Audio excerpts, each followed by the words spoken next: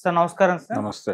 Sir YCP పార్టీకి అందులో ఉన్న సినిమా వాళ్ళు రిజైన్ చేయడం మనం చూస్తున్నాం సార్. ఆలీ గారు ఆల్రెడీ రిజైన్ చేసేసారు. ఇప్పుడు అదే బాటలో పోసాని గారు కూడా రిజైన్ చేయబోతున్నట్టుగా వార్తలైతే వినిపిస్తున్నాయి సార్. ఆయనైతే ఎలక్షన్ ఫలితాల తర్వాత ఎక్కడా కూడా కనిపించట్లే. ఒక అజ్ఞాతంలోకి వెళ్ళిపోయారని చెప్పొచ్చు. మరి ఇప్పుడు వైసీపీ నుంచి తప్పుకుంటారా? లేదా మరి మళ్ళీ సినిమా ఇండస్ట్రీలో అవకాశాల కోసం ఆయన ప్రయత్నిస్తారా? అసలు అవకాశాలు దొరికే పరిస్థితి ఆయనకు ఉందంటారా? మీ ఒపీనియన్ సార్ వీటిపైన? అంటే ఇంకా ఇండస్ట్రీకి సంబంధించి అలీ వెళ్ళిపోయినంత మాత్రాన మిగిలిన వాళ్ళు వెళ్ళిపోతారు అని కాదు, కానీ ఎవరైనా వెళ్ళొచ్చు. వెళ్ళకుండా ఎలా ఉంటారు? ఇప్పుడు అధికారం ఎక్కడుంటే అక్కడికి చేరటం అనేది చాలా సహజంగా జరిగేటువంటి ప్రక్రియ. దీనిలో పెద్దగా ఆశ్చర్యపోవాల్సినటువంటి అవసరం లేదు. పోసాని అంటే అలీ ఎందుకు విత్డ్రా అయ్యాడంటే మొదటి నుంచి కూడా తను వైఎస్ఆర్సీపీలో ఉన్నాడు తప్ప తను ఎంతవరకో అంతవరకే ఉన్నాడు. అంటే మిగిలిన వాళ్ళలాగా ఎగబడి కామెంట్ చేయటం అనేది చేయలే, ఎగబడి తిట్టడం అనే కార్యక్రమం కూడా చేయలే. రామోజీరావు గారు కన్ను మూసిన సందర్భంగా తను ఒక వీడియో రిలీజ్ చేశాడు. రామోజీరావు గారితో తనకున్నటువంటి రిలేషను, ఆయన తనని ఎంకరేజ్ చేసిన పద్ధతి ఇవన్నీ చెబుతూ ఒక వీడియో వచ్చింది. ఆ వీడియో వచ్చిన రోజే తెలుసు అలీ వెళ్ళిపోతున్నాడు అని. ఎందుకంటే రామోజీకి వ్యతిరేకమైనటువంటి ఒక క్యాంపెయిన్ అవతల జరుగుతోంది.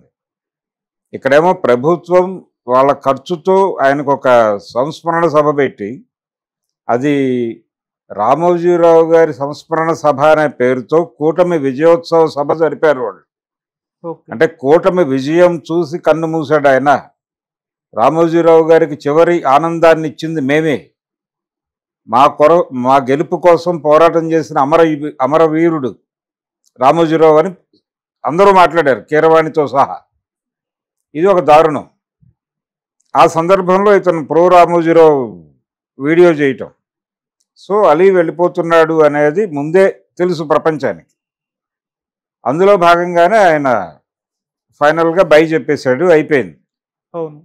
బై చెబుతూ వేరే పార్టీలో చేరట్లేదు నేను అన్నాడు. వేరే పార్టీలో చేరట్లేదు అని చెప్పడమే. నేను ఇప్పుడు సినిమా ఇండస్ట్రీలో ఉండాల్సిన పరిస్థితి ఉంటుంది అనివార్యంగా. ఈ డిజిటల్ మీడియా సలహాదారు అనేటువంటి ఉద్యోగం వెళ్ళిపోతుంది, ఈ పదవి వెళ్ళిపోతుంది. కాబట్టి ఈ పార్టీ కూడా అధికారంలో లేదు. ఇక్కడ ఉండటం వల్ల అంత అంటే రోజువారీ యుద్ధం చేయగలిగితే ఉండాలి అక్కడ. రోజువారీ పొలిటికల్ యుద్ధం చేసేంత పరిస్థితి నాకు లేదు. కొద్దో గొప్ప సినిమా ఇండస్ట్రీలో ఉన్నాను నేను. అక్కడ ఏదైనా వేషాలు వస్తే చేసుకోవాలి. దాని గురించి కూడా అంత స్థాయి వెంపర్లాట్లేదు అతనికి. ఇతర షోస్ అవి ఉన్నాయి. ఆ షోస్ కూడా ఇబ్బంది కలగకూడదు, ఎందుకంటే అవి తెలుగుదేశం వాళ్ళ ప్లాట్ఫామ్స్ మీదే ఈయన షోస్ ఉన్నాయి. అందుకని ఒక ఇండికేషన్ ఇచ్చి, అయ్యా నేను రాజకీయాల నుంచే పూర్తి స్థాయిలో తప్పుకుంటున్నాను అంటే వాళ్ళు అభినందించి హక్కుని చేర్చుకుంటారని అనుకున్నాడు. కానీ ఒక దాడి చేస్తున్నారు. ఈ క్రమంలోనే పోసాని మీద కూడా ఇప్పుడు దృష్టి పడింది. పోసాని పరిస్థితి ఏంటి? చాలా దూకుడుగా మాట్లాడాడు అతను, చాలా దూకుడుగా మాట్లాడాడు. రామోజీరావు గారిని అయితే రామోజీరావు గారు అని మనం అంటున్నాం, కానీ ఉరై రామోజీరావు అన్న లెవెల్లో ఆయన మాట్లాడాడు. నువ్వేమన్నా పత్తిత్వా, నువ్వెంత దుర్మార్గుడివి. తన దగ్గర పనిచేశాడు. తను రామోజీకి చెందినటువంటి మార్గదర్శిలో పోసాని కృష్ణమురళి ఉద్యోగిగా ఉన్నాడు. ఆ ఉద్యోగిగా ఉంటూ తను ఒక బ్రాంచ్ మేనేజర్ తప్పు చేస్తున్నాడు అని చెబితే, చేస్తే చేస్తాడు నీకెందుకు అని చెప్పకుండా మేము అతని మీద చర్య తీసుకుంటామని అతన్ని ప్రమోట్ చేసి హెడ్ ఆఫీస్కి తీసుకెళ్ళిపోయిన చరిత్ర ఉంది. ఇవన్నీ చెప్పుకున్నాడు ఆయన. రామోజీ మీద దాడి చేస్తూ చేసిన వీడియోల్లో అందరినీ తిట్టాడు ఆయన. వీళ్ళు వాళ్ళు అని లేదు. ఏబిఎన్ రాధాకృష్ణని తిట్టాడు. ఈ ప్రాసెస్లో చాలా అగ్రెసివ్గా వెళ్ళాడు ఆయన. అగ్రెసివ్గా వెళ్ళాడు కాబట్టి ఇప్పుడు అతను ఏం చేయబోతున్నాడు అనేది ఒక కీలకాంశంగా మారింది. అతను ఒకవేళ తెలుగుదేశం పార్టీలో చేరదలుచుకుంటే చంద్రబాబు నాయుడు తీసుకుంటాడు. అంటే వీళ్ళు ఏం చూస్తారు క్రైటీరియా? అవతల పార్టీలో ఉండగా మన్నని గాయపరిచే లెవెల్లో తిట్టాడు.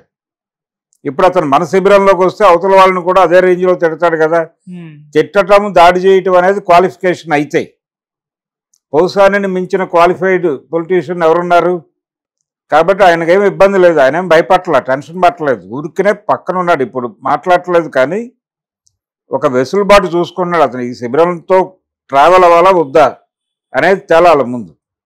ఇది తేలితే దీనికి సంబంధించినటువంటి అంటే జనరల్గా జరిగేది ఎలా జరుగుతుందంటే ఓటమి తర్వాత ఎవరికి వాళ్ళు ఒక చిన్న షల్లోకి వెళ్ళిపోతారు. పార్టీ పర్సనల్గా వాళ్ళని కలిసి టచ్ చేసి మీరు చాలా అవసరం, ఈ అవసరమైన సమయంలో మీరు అవసరమైన పాత్ర నిర్వహించండి, మీకు కావలసిన అన్ని ఏర్పాట్లు మేము చూసుకుంటాం, మీ భద్రత మాది అన్న పద్ధతిలో హక్కును చేర్చుకుని వాళ్ళని ముందుకు నడిపించాలి. ఇది నాయకత్వ లక్షణం. ఒకవేళ జగన్మోహన్ రెడ్డి అది చేస్తే అక్కడే ఉంటాడు, ఆయన అక్కడే ఉండి తిరిగి తన తిట్ల ప్రక్రియని కొనసాగిస్తాడు.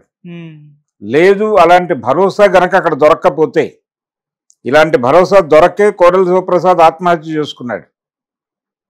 అలాంటి భరోసా దొరక్కే చాలామంది పార్టీ మారి వెళ్ళిపోయారు. అది మేకపాటి కావచ్చు, లేకపోతే మాగుంట శ్రీనివాసులు రెడ్డి కావచ్చు, దేవరాయలు కావచ్చు, వీళ్ళందరూ అలా వెళ్ళిపోయిన బ్యాచే కదా. సో హక్కున చేర్చుకుని ఓదార్చడం అనేది జరగాలి.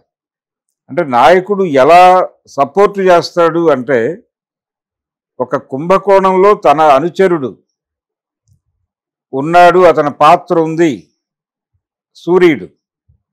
సూర్యుడు డిప కుంభకోణంలో ఆయన రోల్ ఉంది అని బయటికి వచ్చేసి మీడియాలో వార్తలు వచ్చేసిన తర్వాత కూడా ఆ రోజు సాయంత్రం జరిగిన ప్రెస్ మీట్లో వైఎస్ రాజశేఖర రెడ్డిని ఈరోజు సూర్యుడు కనబట్టడం లేదు, బహుశా ఈ స్కామ్ గురించిన వార్తలు రావడం వలన అని ఎవరో అడిగితే దానికి భయపడాల్సిన అవసరం ఉంది, సమాధానం చెప్పుకుంటాం కదా, ఎందుకు టెన్షన్ పడాలి? నేను చెప్పాను వచ్చేయమని, ఎందుకో భయపడుతున్నాడు, సిగ్గుపడుతున్నాడు అమాయకంగా. నేను ధైర్యం చెప్తాను, రేపటి నుంచి వస్తాడు, మీరేం టెన్షన్ పడకండి అన్నాడు మీడియా వాళ్ళని. అంటే ఆ కుంభకోణంలో భాగస్వామి కదా అన్నారు వీళ్ళు. కుంభకోణం అనే ఆరోపణ వచ్చిందండి, అది ప్రూవ్ కావాలి కదా, టైం ఉంది కదా, ఎందుకు టెన్షన్ పడతారు, మీరు ఎందుకు పడుతున్నారు, అతను ఎందుకు పడాలని కోరుకుంటున్నారు, అతను రేపు వచ్చి నాకు భోజనం వడ్డిస్తాడు, మీకేమిటి సమస్య అన్నాడు. అంతగా వెనకేసుకొచ్చాడు ఆయన. అలాగే ఉండేది ధోరణి. ఆ భరోసా కనుక ఇవ్వగలిగితే జగన్మోహన్ రెడ్డి వీళ్ళెవరూ బయటకు పోరు. అది ఇవ్వలేకపోతే అది ఒక వాక్యూమ్గా మారి అక్కడ ఉండలేని సఫికేషన్ ఏర్పడి బయటకి పంప్ అవుతారు. బయట పరిస్థితులు బాలేవు అనుకున్నప్పుడు జీవితం నుంచి నిష్క్రమించే లాంటి నిర్ణయాల వైపు కూడా డ్రైవ్ అయిపోతారు వీళ్ళు, ఎమోషనల్ పీపుల్ కాబట్టి. అదే జరిగింది అతని విషయంలో, కోడెల శివప్రసాద్ విషయంలో జరిగింది అదే. ఆ హైలీ ఎమోషనల్ పర్సనాలిటీకి ఇంట్లో క్రైసిస్ మొదలై పార్టీ నుంచి సపోర్ట్ లేక చంద్రబాబు నాయుడు ముఖం చాటేసి ఫైనల్గా అతని మరణానికి కారణమయ్యారు వీళ్ళందరూ. కోడెలని చంపింది జగన్మోహన్ రెడ్డి చర్యలో మరొకటో కాదు, అది ఒక కారణం మాత్రమే. కేవలం తను చంద్రబాబు సపోర్టుగా మనకు నిలబడటం లేదు అనేది అతన్ని ఎక్కువ బాధించి ఆత్మహత్య వైపు డ్రైవ్ చేసింది. అందుకని ఆత్మహత్యలన్నీ హత్యలే అనుకుంటే చంద్రబాబుని అరెస్ట్ చేయాలి ఆ కేసులో, కోడెల కేసులో. అందుకని జగన్మోహన్ రెడ్డి గారు ఇవన్నీ పరిగణనలో తీసుకుని తన కోసం ఎన్నికలకు ముందు ఫైట్ చేసిన వాళ్ళని ప్రొటెక్ట్ చేయాల్సిన అవసరం ఉంది. ఆ ప్రొటెక్ట్ చేసి వాళ్ళలో మొరల్ నింపి ఏమీ కాలేదు, మన యుద్ధం కొనసాగిద్దాం, మళ్ళీ మనమే గెలవబోతున్నాం. ఇప్పుడు వైనాట్ 175 అనే నినాదంతో కదా నువ్వు బూస్ట్ ఇచ్చావు. ఇక్కడ ఏం జరిగిందో, ఎలా గెలుపు కూటమికి సాధ్యమైందో, పార్లమెంట్లో ఈ ఎంపీల అవసరం ఎంత కీలకమైందో ఇవన్నీ చూశాడు ఆయన. కాబట్టి కొంచెం వ్యూహాత్మకంగా వ్యవహరించి పోసాని లాంటి వాళ్ళని కాపాడుకోగలిగితే వాళ్ళు తన సైన్యంగా పనిచేస్తారు. దానికోసమే వెయిట్ చేస్తున్నాడు పోసాని. అది వచ్చేసి ఆయన ఒకసారి భుజం తడితే మళ్ళీ తన తిట్ల ప్రహసనాన్ని మొదలుపెట్టేస్తాడు ఆయన.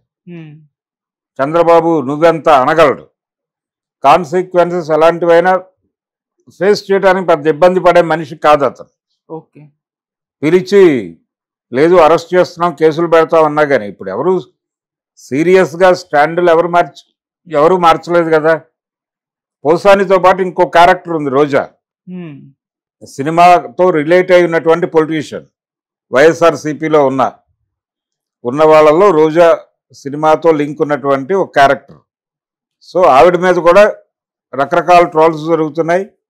ఆవిడ ఒకసారి బయటకు వస్తే బాగుండు మాట్లాడాలని చాలామంది చూస్తున్నారు.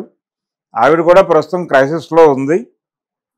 వీళ్ళందరినీ తిరిగి రోడ్డు మీదకి పంపు చేయటం ద్వారా జనంలో ఒక భరోసా నింపగలుగుతాడు జగన్మోహన్ రెడ్డి. ఉమ్, మేము ఎవరం డిప్రెషన్లో లేము అని ఆ ఇండికేట్ చేయడానికైనా పోసానిని, రోజాని ఇలాంటి వాళ్ళని తీసుకొచ్చి మాట్లాడించడం మొదలు పెట్టాలి. ఇంకా ప్రతిపక్షంగా తను ఏ పాత్ర నిర్వహించాలి, ఎలా ఈ 5 ఏళ్ళు నడపాలి సినిమాని అన్న విషయంలో ఇంకా పూర్తి అవగాహన జగన్మోహన్ రెడ్డికి వచ్చినట్టయితే కనబట్టలేదు. రాకపోవడం వల్లనే పోసాని వెళ్ళిపోతాడా, రోజా వెళ్ళిపోతుందా, ఇంకోళ్ళు వెళ్ళిపోతారా అనే చర్చలు జరుగుతున్నాయి జనంలో. ఉమ్, అందుకని ఇమ్మీడియట్గా ఈ చర్చలు ఆగాలంటే ఆయన యాక్టివ్ అవ్వాలి. ఓకే.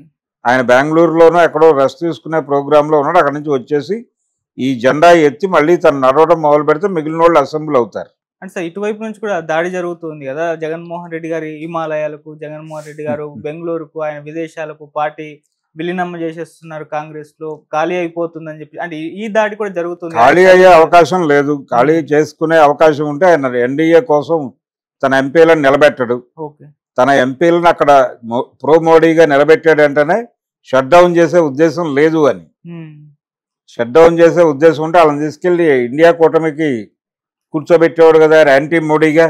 అవును. ఆ ప్రయత్నం చేయలేదుగా. ఉమ్, వాళ్ళు నలుగురు వెళ్ళి జై మోడీ అన్నారుగా అక్కడ.